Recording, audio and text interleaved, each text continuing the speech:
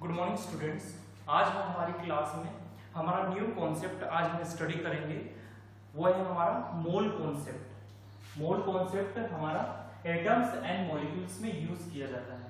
सबसे पहले हम मोल कॉन्सेप्ट को जानने से पहले देखते हैं, हमने एक इक्वेशन लिखी है कि यहाँ पर क्या हो रहा है, दो मॉलिक्यूल ऑफ हाइड्रोजन, हाइड्रोजन के दो मॉलिक्यूल और ऑक्सीजन का एक मॉलिक्यूल मिलकर वाटर के दो मॉलिक्यूल को फॉर्म करते हैं। मींस यहाँ पर क्या हुआ, दो हाइड्रोजन के मॉलिक्यूल मिले और एक ऑक्सीजन का मॉलिक्यूल मिला और ये दोनों मिलाकर क्या बना रहे हैं, वाटर का मॉलिक्यूल। तो इस इक्वेशन को जब हम देखते हैं, तो हम स्टडी करते हैं, तो हमें दो सिग्निफिकेंस हमें मिलते हैं। हमें क्या मिल रहा है, इस इक्वेशन से हम दो चीजें कंक्लूड कर पा रहे हैं। पहला कि यहाँ पर क्या हो रहा है कि two molecule of hydrogen combined हो रहे हैं और क्या बना रहे हैं, और एक मॉलिक्यूल ऑक्सीजन के साथ क्या कर रहे हैं, रिएक्ट कर रहे हैं और क्या कर रहे हैं, दो मॉलिक्यूल ऑफ वाटर को फॉर्म कर रहे हैं। और दूसरा, यदि हम एटॉमिक मास यूनिट की बात करें, हमने देखा था कि जो जितने भी हमारे एटम्स और मॉलिक्यूल होते हैं, हमने उसे काउंट किया है, उसकी क्वांटिटी को एटॉमिक मास यूनिट में। तो हम क्या देखेंगे यहाँ पर, 4 atomic mass of hydrogen molecule, क्योंकि यहाँ पर कितने हैं, हाइड्रोजन के मॉलिक्यूल कितने हैं, 2 हैं। तो हमारे एक हाइड्रोजन के मॉलिक्यूल का एटॉमिक मास कितना होगा, 2u होगा, और 2 और 2 कितने हो जाएंगे हमारे 4।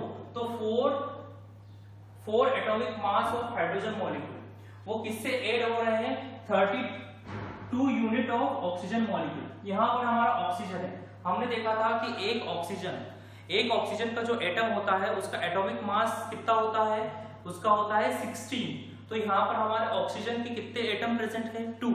तो 16 2 जा 32। तो 32 atomic mass unit of oxygen molecule जब यहाँ पर कंबाइंड हो रहे हैं, तो हमें क्या बना रहे हैं, 36 atomic mass unit of water molecule. इस केमिकल इक्वेशन से हम दो चीजें निकाल सकते हैं कि यहाँ पर क्या हो रहा है, 32 atomic mass unit of water molecule. Means किसी भी केमिकल इक्वेशन को जब हम राइट करते हैं, तो हम उसकी क्वांटिटी को बता सकते हैं उनके एटॉमिक मास से। उनका जो मास है, यदि हमें पता चल जाए उनकी वेट कितना है, तो हम उस केमिकल इक्वेशंस के बारे में पता कर सकते हैं। या तो हमें क्या पता चलता है कि कितने मॉलिक्यूल्स मिलकर दूसरे मॉलिक्यूल्स को फॉर्म कर रहे हैं, कितने एटम्स मिलकर मॉलिक्यूल को फॉर्म कर रहे हैं और मॉलिक्यूल आपस में मिलकर एक कंबाइंड मॉलिक्यूल को फॉर्म कर रहे हैं। लेकिन यदि हम यहाँ देखते हैं, जितनी भी केमिकल इक्वेशंस होती है उनमें हम देखें तो अधिकतर जो हमारी केमिकल इक्वेशंस लिखी रहती है in terms of atoms and molecules, atoms and molecules की टर्म्स में लिखी हुई रहती है। लेकिन वहां पर हमें डायरेक्टली इक्वेशन से हमें मास भी पता चलता है। तो यहाँ पर मोर कन्वीनियंट क्या है कि हम क्या करें, एक और नई यूनिट को इंट्रोड्यूस करें कि जिससे हमें इन कैलकुलेशंस को करना काफी इजी हो जाए। क्योंकि जो मॉलिक्यूल्स है उनकी जो क्वांटिटी है वो किसमें मेजर होती है, हमारी एटॉमिक मास यूनिट में, लेकिन उन्हें लिखा जाता है केमिकल रिएक्शन में atoms and molecules, number of atoms and molecules की टर्म्स में। तो यहाँ पर हमने एक नई यूनिट बनाई है जिसको कहा है मोल कॉन्सेप्ट। क्या कहा है, मोल। फॉर एग्जाम्पल यदि हम देखते हैं कि हम कुछ चीजों को खरीदते हैं तो वो हमें किसमें मिलती है, डजन में मिलती है। तो 1 डजन इक्वल टू क्या होता है, 12 नंबर ऑफ एलिमेंट। जो भी हम परचेस करेंगे तो हमारे कितने होंगे, 12 होंगे, उनकी क्वांटिटी कितनी होगी, 12 होगी। उसी प्रकार जो हमारा मोल होता है, तो हमारा जो 1 मोल होता है वो हमारा होता है equal to 6.022 into 10 to the power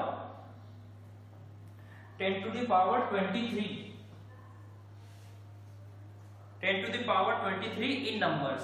तो हम इस एवोगैड्रो नंबर को क्या कहेंगे कि हमारा 1 मोल इक्वल टू होता है 6.022 into 10 to the power 23 in numbers.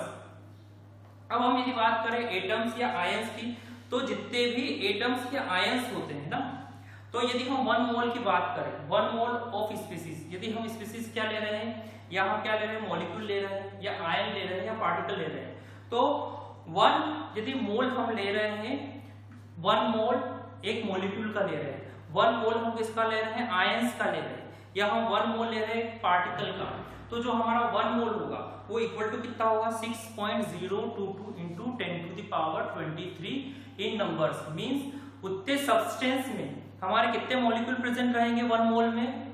6.022 into 10⁻23।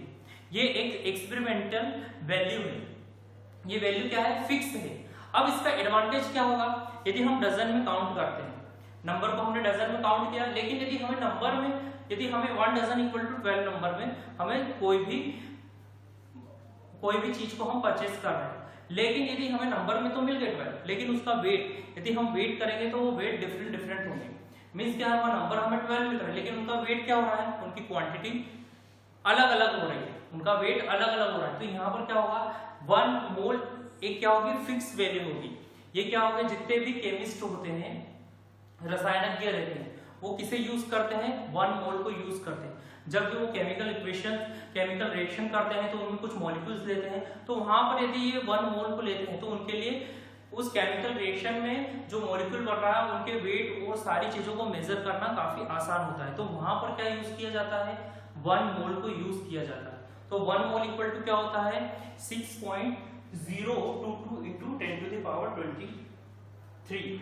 इसकी यूनिट होती है N0। हम क्या लिखते हैं? इस यूनिट को N0 लिखते हैं। इसे कहा जाता है एवोगैड्रो कांस्टेंट। एक साइंटिस्ट थे एवोगैड्रो, जिन्होंने इस चीज को इन्वेंट किया, मोल कांसेप्ट को क्या किया? इन्वेंट किया। तो उन्हीं के नाम के आधार पर उस यूनिट को क्या कहा गया? Avogadro constant. अब हमने क्या देखा कि जितनी भी हमारे एटम्स और मॉलिक्यूल्स होते हैं वो हमें एटॉमिक मास यूनिट में मिलते हैं, लेकिन इसे हमें कन्वर्ट करना पड़ता है। एक हमें इस चीज को हमें क्या करना पड़ेगा? कन्वर्ट करना पड़ेगा, क्योंकि 1 एटॉमिक मास यूनिट यदि हमने ली है, लेकिन जब हम इसे वेइंग मशीन में वेट करेंगे तो 1 एटॉमिक मास यूनिट को हम कैसे करेंगे? नहीं कर सकते, क्योंकि जितना भी हमारा वेट होता है हम उसको ग्राम, मिलीग्राम या किलोग्राम के टर्म्स में क्या करते हैं? हम काउंट करते हैं। तो यहाँ पर भी हम क्या करेंगे? जो हमारा एटॉमिक मास यूनिट होगा इसको हम कन्वर्ट करेंगे मोलर मास में, है ना? इसको हम किस में कन्वर्ट करेंगे? मोलर मास में। तो जो हमारा मोलर मास होगा वो किसके इक्वल होगा? यदि हम किसी भी सब्सटेंस को ले, मान लीजिए 1 एटॉमिक यूनिट का, क्योंकि एटॉमिक मास यूनिट को हम किससे दर्शाते हैं? स्मॉल यू से। तो यदि हम 1 एटॉमिक मास यूनिट की बात करें तो इसे हम इक्वल लिखेंगे 1 ग्राम की, 1 मोलर ग्राम, मोलर मास। तो हमने इसे क्या लिखा? 1 g के इक्वल लिखा। तो आपको जब भी न्यूमेरिकल दिए जाएंगे तो वहां पर यदि 1 एटॉमिक मास यूनिट होगा तो उसे हम क्या लिखेंगे? 1 ग्राम। इसे ही हम क्या कहेंगे? Molar mass. अब यदि हम बात करें 16 एटॉमिक मास यूनिट ऑक्सीजन, है ना? यदि हमें 1 मोल की बात कर रहे हैं हम, 1 मोल में यदि हम ऑक्सीजन के लेंगे तो 16 एटॉमिक मास यूनिट हमें क्या मिलेगा? वेट मिलेगा। लेकिन हम यदि इसे कन्वर्ट करेंगे तो इसी को क्या लिखेंगे हम? इसी को हम लिखेंगे 16 ग्राम। 16 ग्राम मींस यदि ये जो 16 ग्राम है इसमें हमारे 1 मोल में कितने एटम्स रहेंगे ऑक्सीजन के? ये रहेंगे अबाउट 6.022 इंटू 10⁻23, क्योंकि ये हमारी एक्सपेरिमेंटल वैल्यू है और ये वैल्यू फिक्स है। और यदि हम वाटर की बात करें, मान लीजिए 18 यूनिट वाटर हमें क्या मिला है? Has only 1 molecule of water. हमारे जो 1 मॉलिक्यूल वाटर है उसका जो एटॉमिक मास होगा कितना होगा? 18 यूनिट होगा। लेकिन यदि हम इसी को कन्वर्ट करें ग्राम के टर्म्स में तो ये किस में कन्वर्ट हो जाएगा? 80 ग्राम्स में। और इसी को हम लिखेंगे कि जो 18 ग्राम्स है हमारे, यदि हम 1 मोल में बात करेंगे तो ये कितने हो जाएंगे? 6.022 इंटू 10⁻23। मीन्स यहाँ पर क्या हो रहा है? इस एवोगैड्रो नंबर से काफी चीजें इजी हो रही है हमें कैलकुलेशन करने के लिए। तो जितने भी केमिस्ट होते हैं वो मोल कॉन्सेप्ट को यूज करते हैं। मोल कॉन्सेप्ट हमारे एटम्स एंड मॉलिक्यूल्स में यूज करेंगे कि 1 मोल यदि हम एटम का ले, आयन का ले या तो हम मॉलिक्यूल का ले तो उसमें कितने पार्टिकल्स होते हैं? 6.022 इंटू 10⁻23 एवोगैड्रो। ये वैल्यू फिक्स होती है।